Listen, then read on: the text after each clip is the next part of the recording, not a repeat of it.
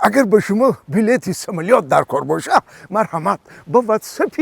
اویاکاسه شهنازه زنگ بزنین در 5 دقیقه انا با صفت بلندی کاری به شما بلیت میتین با نرخ ارزان عینای مسافدی بابیتون گپ زنین کو با اسکیت کم داره استفاده ببرین زنکی بکلا مطرح چند بار گفتم که وقتی بازار میره کجایی میره نمیره کشیلاکا در دست خشلو نگاه کن نوبتی کشیلاکی تو در درونش تمام حجتهای ما گمشیدگیه یک زنکی بکلایی اینه چیکار میکنیم موزی؟ چیکار میکنیم؟ کشیلاکا گم کردی مردک عصبی نشو ما را در گازета در اعلان دادگیم که کشیلاکی ما گم شدگیم میوان میتمم چی نویسه در گازeta؟ چی اعلام دادی؟ نویستم که ما در بازار کاروان کشیلاکی سرخ ما گم کردم کسی که بیا و بتم مکافات پولی 1000 سومان میتم نوبتی 1000 سوم مرا کشیلاکی تو در کار نیست مرا حجتها بکنم بیوان برا چه در کیسه بده تست کن و دوگانه باشه هر دو تا پیش میکنم همین نصرانی نیست موزی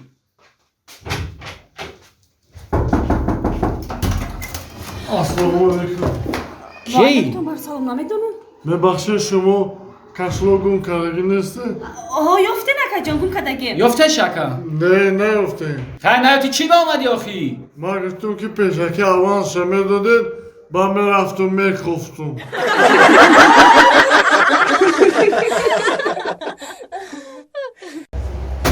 بیا اکا بیا این معلومات کنی بگذاریم اکا جان معلومات اکا جان چی خدمت کنم اکا جان؟ گوش که میبخشه همه شما کی؟ من پیش خدمت اکا پیش خدمت؟ هنی یکم کلان داری همی جان؟ ها شفا مناسب اکا جان برای همون کلان تو بگو که سو کودک پیش من روی نکنم با اون کلان بگو که او خطای بامازی فاسون همی پیش بیاره یا یوانی خور کنیم فهمید یا یوانی خور مایل شکر ها شفا فایرود میکنم تست کن مایلش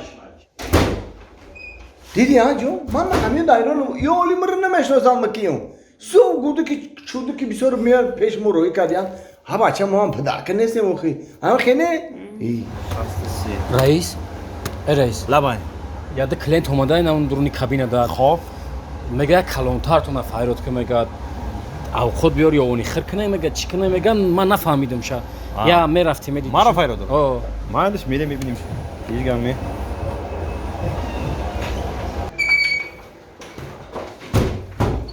سلام علیکم آقا سلام علیکم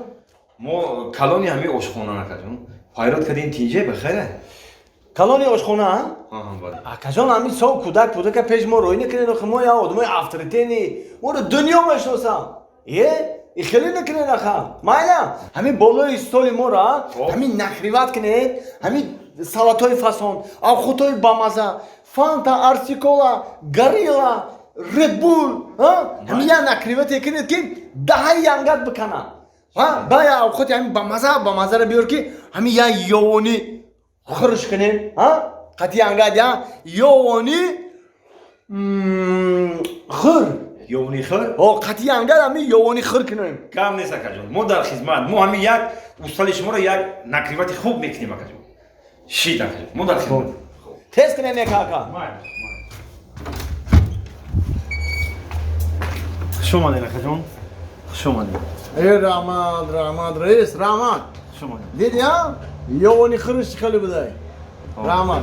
دیدم یونی خیر بین شما دین بین با مایل شما رئیس ای نمای یوانی خیرش چی خیلی بده ای یوم همی رنگی خمال میخوب بیانو پلچه با میدو دیا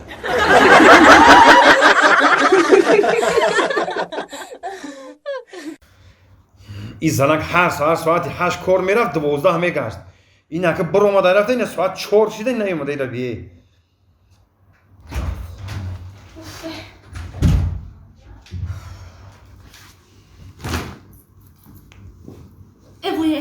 در کجا میگردی؟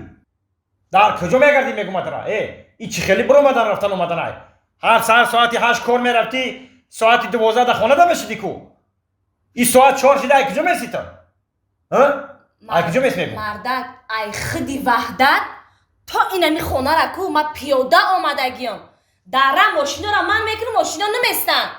اینمی یک تاش جورای خدت سنت اینمی ای پیشم گذشت اینمی من کدم مرا دید سیگنال داد گذشت رفت ماشینش خوب خالی بود خالی نبوده از نچید پر بوده مردک ما بودم در امورا خالی بود ماشینش نه همون اگر خالی میشید میگرفته دوخی من میکرد دوخی پر بوده نگرفته ایتا ای مردک میگم خالی بود مرا دید نکی نه ایستاد که دست من پاکتو دید که وزبین پاکتو ایکو نه ایستاد که مرا بگیره ببرد تا در خونه را بیاره تو ما گفته اسم که پر بود تا اگه جا میدونی که دری ماشینی او پر بود اوخی ما در دوری ماشینش بدم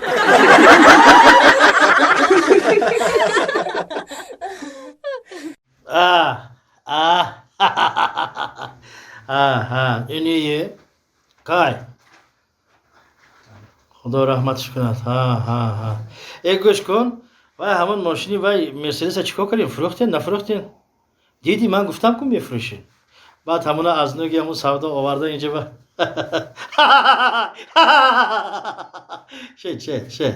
تو نخند من بخندیدم ممکن تو نخند تو خندی منم مسخره کرسادگی باید خب خیر من اینجا کلینت ها بسیارن برای همین بدتر زنگ میزنیم بدتر زنگ میزنیم خب نوبت کی دارید سلام السلام علیکم ممکنه؟ برای چی؟ بیایه السلام علیکم السلام علیکم علیکم توفلی ها رو نمیشه توفلی خیلی برم بشینه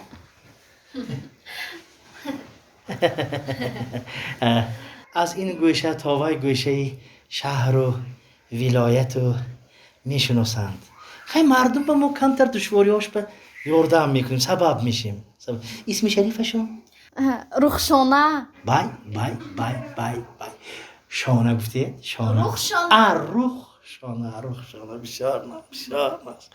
خیلی رخشان جان گم مایلش میشم رخشان جان خیلی کدام مسئله کدی چی خدمت کنیم؟ همین دانشگاه تیبی در تحصیل میکنم آوازی ما چای نوشم یک از گپ زنت نوشته نمیتونم باز یک دقیقه اوزار ما همین خیلی می نوشم گیدن خب ما دانشگاه تیبی در تحصیل میکنم اینا هم کورس من من به معلوم شد همین خیلی من همیشه سوزن دوره دیده ایستادی موزی اینا هر دوشان من در عاشق شدیم بهترین کار ده هر دوشان عاشق شده گیرن؟ هر دوش عاشق شده آخرین دختری زیبا با آخر چخیل عاشق نمیشه من خیلی وای کمتر چی دارم خیلی زیغ نمیشه آدمی بسیار آمده میارد آوره خب ما ماه دیگه توی دارم همین میفهمدن وقتی کدامشان اومد میکنن کدامش برا میگیرن یعنی که شما فهمیدنی که با کدام از اینها شما هم خانه میشوید بله بسیار مردم همین مسئله قطعی آمدگی بسیار یک تیش آمد گوید راستی گفت من گفتم فلانی شما قطعی هم خانه میشد همین خیلی هم شد حاضر نه خانو در کرده گشتیم اینش روسیه و اینش تاجیکستان و بینی هایت نقص خب مالش حاضر میبینی خواهرم جون میدویستیم